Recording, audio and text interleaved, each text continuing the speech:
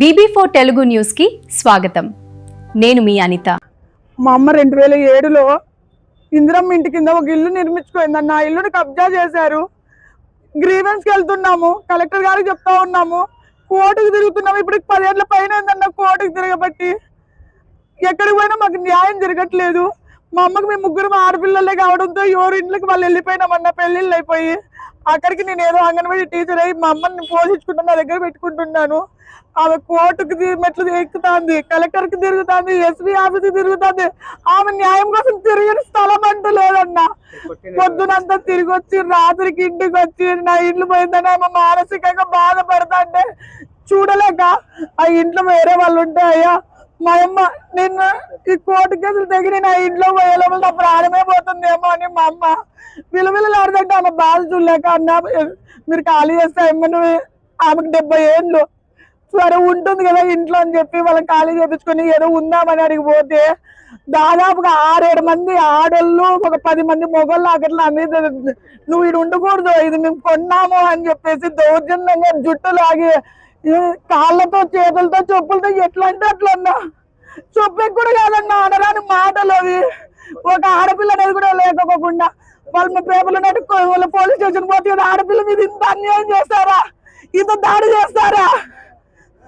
Police వాళ్ళకి మేము already grievance లో కూడా ఇది గవర్నమెంట్ కింద ఇల్లు వచ్చింది సార్, ఆదినారాన్ని పిలిపించి ఏదో మా అమ్మకి న్యాయం చేయండి అని ఎస్ఐ సార్ గారి దగ్గర దాదాపు 5-6 సార్లు తిరిగాను సార్.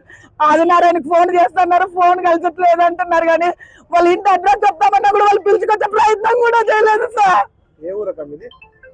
గార్ల తిన్న సార్, ఎవరిని పోయి అడిగినా కూడా గార్ల తిన్నలో మా అమ్మ కట్టుకుందని చెప్తారు సార్. గవర్నమెంట్ ఆమెకి సిమెంట్ దగ్గర నుంచి ఇచ్చిండేది ఉంటుంది కదా సార్, ఇంత పెళ్ళ కింద ఇచ్చాం, సిమెంట్ కింద ఇచ్చాం అనేది కూడా అన్ని మొత్తం ఆమెది అనేది ఉంది సార్.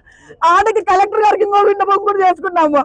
అయ్యా నా ఇల్లు ఇట్లా లాక్కున్నారు, మాకు ఇంకొక ఇల్లు అన్నా ఏంటంటే మీకు ఈ ఐడి మీద ఆల్రెడీ ఇందిరమ్మ ఇల్లు ఉందమ్మా, ఇచ్చే కారు మీరు అనరులు అని చెప్పారు.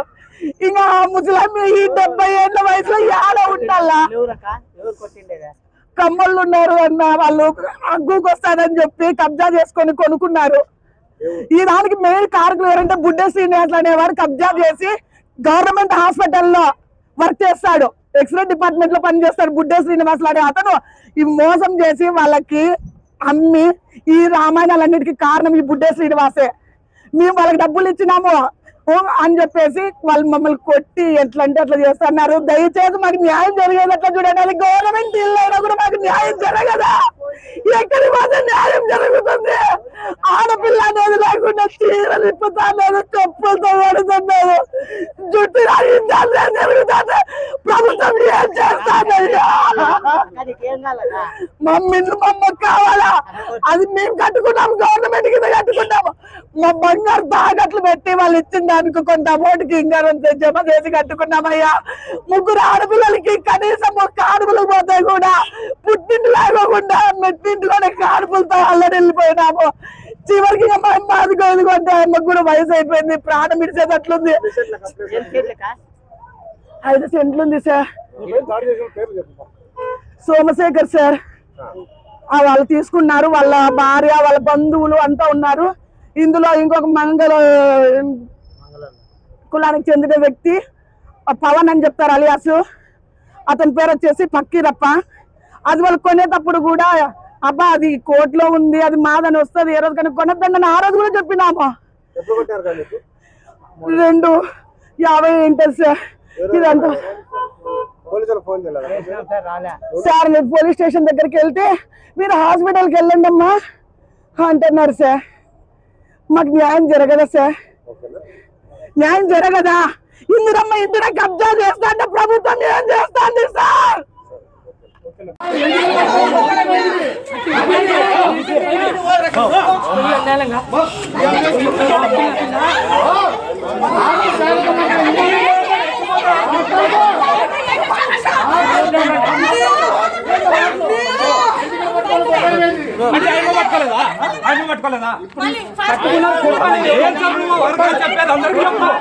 అందరికి చెప్పు.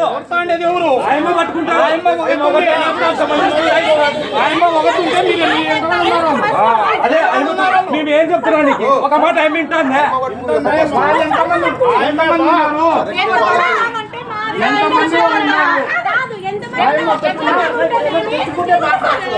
అన్ని మాట్లాడతాను ఫస్ట్ ఎవరు పట్టుకోండి అన్ని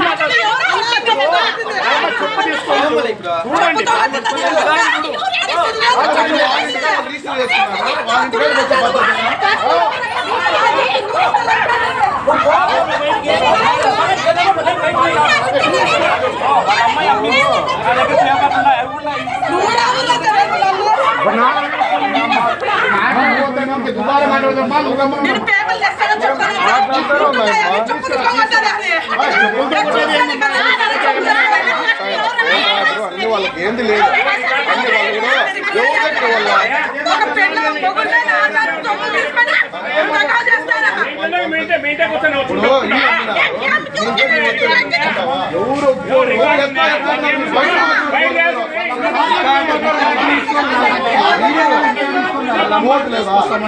చెప్పేది